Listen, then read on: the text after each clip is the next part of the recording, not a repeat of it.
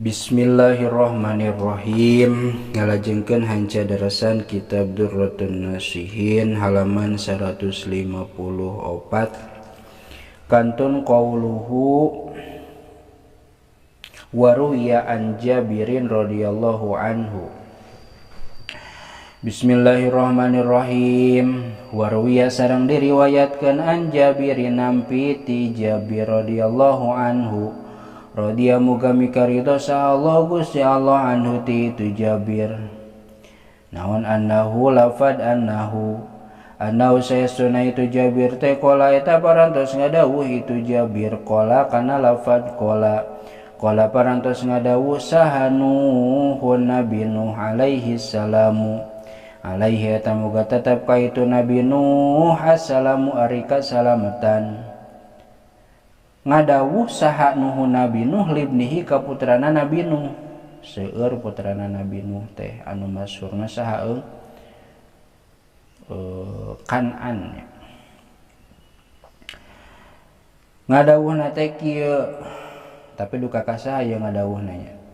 Saunabbiuka bi khisolin man kunna fihi laisa bimutakabbirin tiqalisati warukubil himari walubsis sufi wal mujalasati ma'afu qara'il mu'minina wa akli ahadikum ma'a iyalihi rawahu sahibul firdaus. Karti teh artian atuh saunabbiu bakal nyaritakeun kami kaka anjeun bihi solin kalawan pirang-pirang tingkah, pirang-pirang perkara, pirang-pirang tingkah. Naon urek dicaritakeun teh man saha jalma kunna nu bukti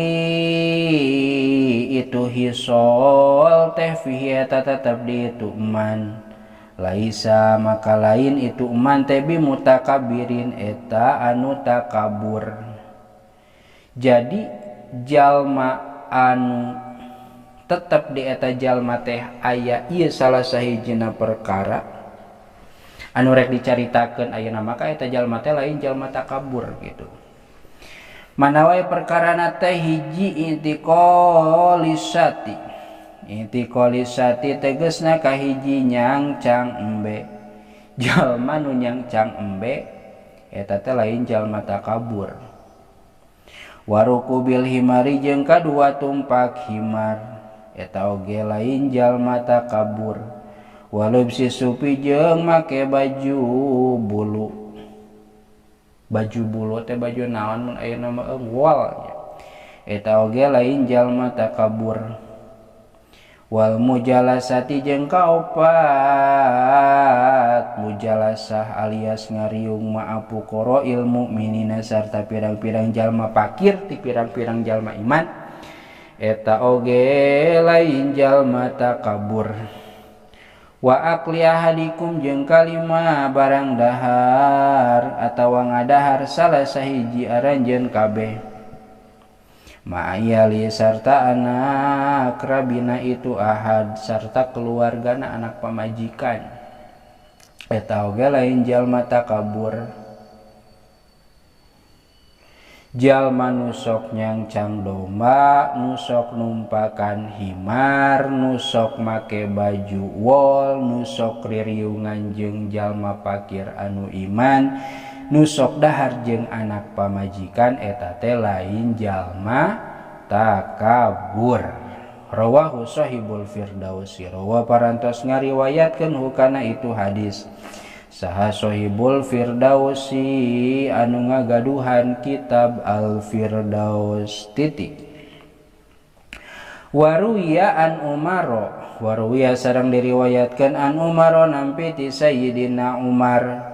Naon annahu lafad annahu saestuna itu Sayyidina Umar teh qala eta parantos ngadawuh itu Sayyidina Umar kana lafad Ra'sut tawaddu'i antabtadi abis salami alaman laki tahu minal muslimina. kahatean wa antarodo biduni minal majlisi wa antakroha antudkaro bil birri wat taqwa. Ra'su tawadu'i ari sumberna tawadu ari ra'sun masirahnya pokokna atuh ari pokokna tawadu gegedugna tawadu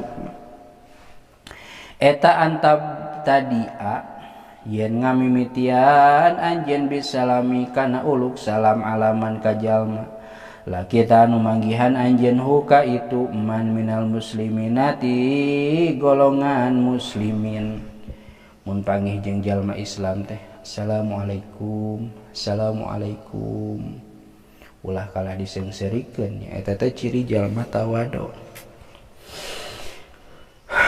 Troy wa antar dojeng yen mikarido anjeun biduni kalawan tempat anu handap minal majlisi tina tempat diuk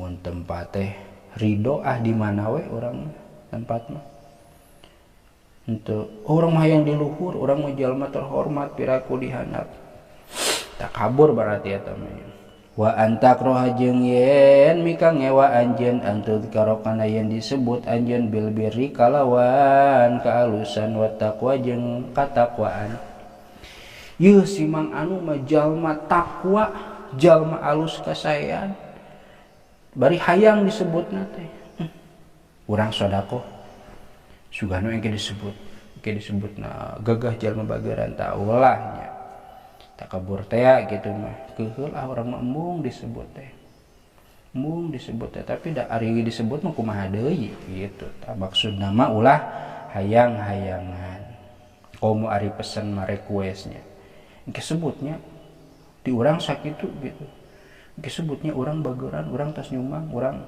takwa ulah titik wa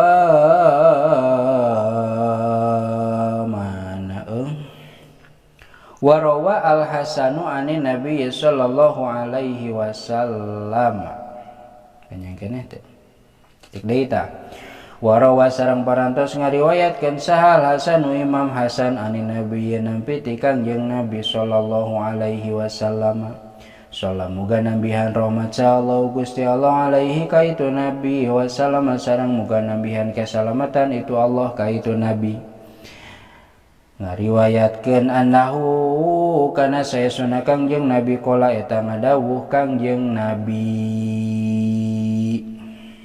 ngadawuh kana lafad naon kana lafad man khasafana lahu wa raqa'a thawbahu wa ghabira wajhuhu lillahi fis sujudi faqad bari'a minal kibri.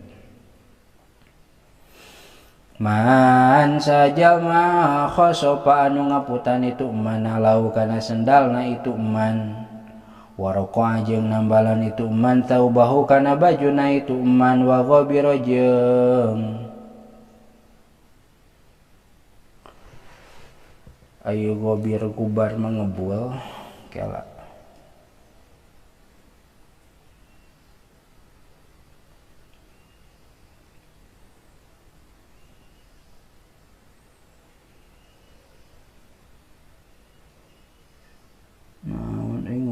baru belau merenya wago biro sareng ngebual di dia mah dihartian medok ai medok mah gitulah ngebual caludi naon waju banget na itu siman eta lillahi karena Allah pisujudi dina sujud aya tapakannya aya cirian nepi ka nyarulikat gitu faqad bari'a maka nyata lulubaran itu man minal kibri tina takabur lain jalma takabur jalma anu sok ngaputan kana sendal ngaputan kana baju beungeutna aya cirian nepi ka nyarulikat eta teh lain jalma takabur ngan ulah piomongeun we kitu tah zaman ayeuna mah. Titik waruya an Qais bin Hazimin wallahu a'lam bissawab.